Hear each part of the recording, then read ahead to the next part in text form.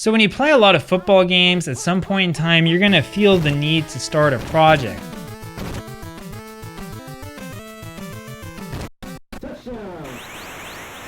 It seems easy to go back and replay a full season, regardless of the game that you use.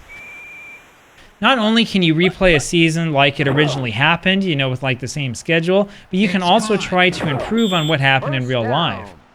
In other words, you can basically run your own football world no matter which game you play. Throws this on a rope, and it's intercepted. Touchdown at the 39. Yeah, so this thing I'm talking about here, this is what we call a replay in the sports simulation world. Basically, you go through like the team's schedule and you play it again and see what happens this time, see what sort of difference you can make, stuff like that. Anyway, I've got a lot of experience in this world, mostly when it comes to baseball projects, baseball replays, and it's really interesting because this sort of thing in baseball is totally different from how it works in football. It's a bit easier to play around with what-if scenarios in baseball, of course, since the statistical record is so comprehensive. It's actually really easy to go back in time and find full play-by-play accounts of baseball games, including games that come before the television era. That means that it's actually possible to relive the career of somebody like Walter Johnson just like it happened in real life. It also means that you can go through a ton of what-if scenarios and get plausible results.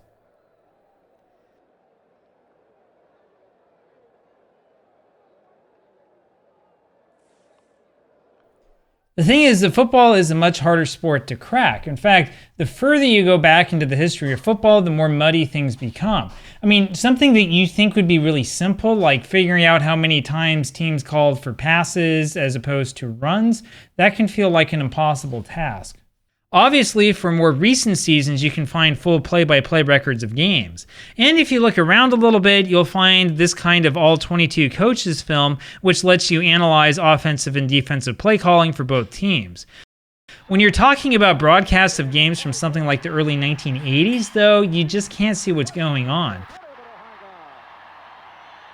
I mean, you can tell the passing plays from the running plays, but there's no possible way to read the defense or to even see what the receivers are doing downfield.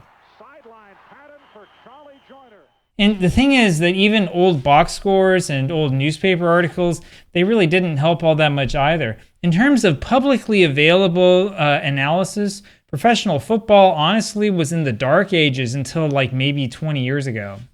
So if you need to go back to like the 1982 season, you can see articles like this about how the Kansas City Chiefs need to shut down San Diego tight end Kellen Winslow.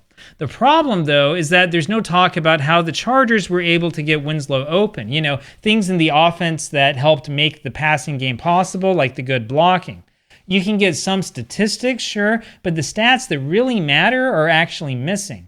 And there's really not a good resource for something as basic as play calling tendencies and strategies. Now, this can be a real problem, especially if your hope is to do something that is realistic. But the thing is, right, even realism is something we have to talk about. The thing that is going to make you feel satisfied about your project and about like the way that it's worked out and whether you're successful or not, that depends a lot on kind of what your goals are. And chances are that your goal is probably not to do exactly the same thing that they did in real life. Let me show you what I mean. So for example, when I played with the 2025 Ottawa Redblacks in Tecmo Super Bowl, I wasn't exactly looking to do like an exact replay of their awful season. Instead, I wanted to see if there was some possible way I could save this team, even if it meant unrealistic play calling.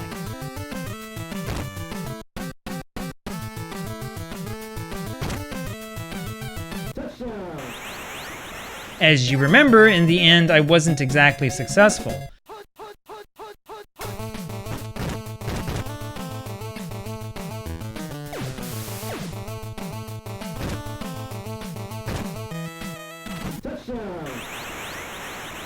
Or, with the 1958 New York Giants project, the fact that the Giants in real life didn't throw a ton of these long passes really didn't matter all that much to me.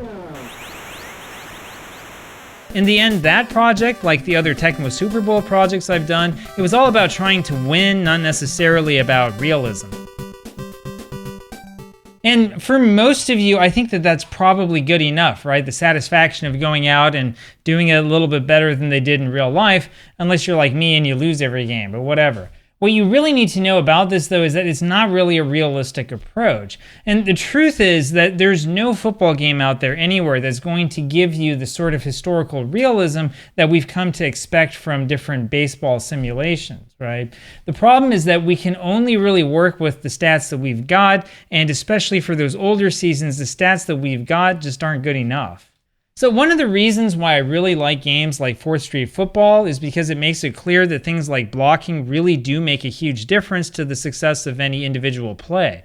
So in this random play that I've chosen, you've got like a 25% chance of the success or failure of the play being based on how the linemen perform.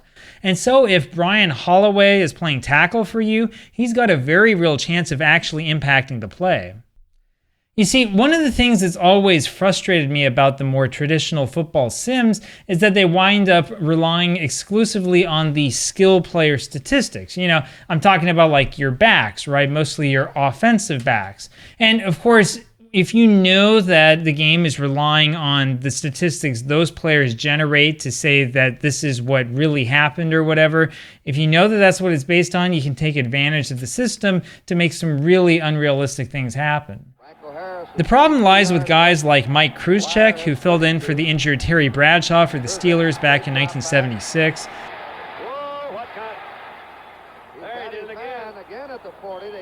Krzyzek was a rookie then. He was able to complete a whopping 60% of his passes that season, though that number is actually very deceiving. So Mike only attempted 85 total passes in 10 games, and most of these were short passes like what you just saw. The part that the numbers don't show you is how constantly running the ball kept opposing defenses looking for the run. That running game is what opened up really nice short passing plays like this one.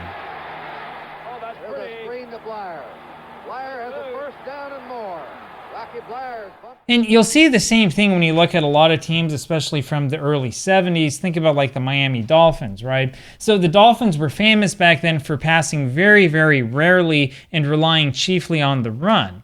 You see, the thing you have to understand is that football is very much a situational sport. And so if you're running basically like every down, if the defense is always looking for that run, and then suddenly you give them something totally different, you can open up a huge hole and you can take advantage of their expectations, right? You see this happen all the time in the modern NFL, which is mostly a passing league. If you can get the defense to look passing and then you run instead, and you have a good scheme that's built around that to confuse them, you can make a lot of interesting things happen.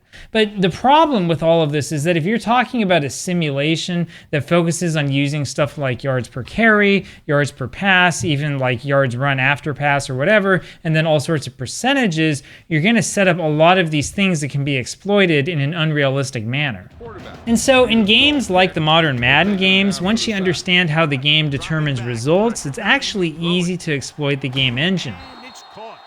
This might be Madden 2005, but the same principle applies to today's Madden and NCAA college football games. Once you understand how the stats work and how the play results are generated, it becomes really easy to run up the score in an unrealistic way. And it's complete. Jackson. So in the end, this sort of project really is going to come down to like the sort of puzzle or the sort of challenge that you want to give yourself. You see, this is where the football replays are totally different from the baseball ones. In baseball, a lot of it is about sort of like putting the teams together and like rolling the dice or pushing the button or whatever and seeing what happens. In football, there's a lot more strategy that's going on. There's a lot more thinking about, well, this is the situation. What should I do? Not necessarily like what did they do in real life, but what makes the most sense? What gives us a chance for victory, or is there something I can do to confuse the defense or to confuse the offense if you're on defense, right? Like football is not the same sort of statistical driven sport that baseball is, right? The stats are there, of course, but football is much more about situational planning and about logic and about strategy than it is for like making sure this guy hits for this batting average or whatever. I mean, the real question is always about what the offense will likely do in any given situation and what, if anything, the defense can do to stop it. And while player ability certainly makes a difference, play calling frequently is the chief factor that differentiates winning from losing. And so that's the reason I prefer games like Pro Strategy Football, where your ability to call plays really can make a difference in the end. It's good. But of course, sometimes it's just fun to run up the score on the other team.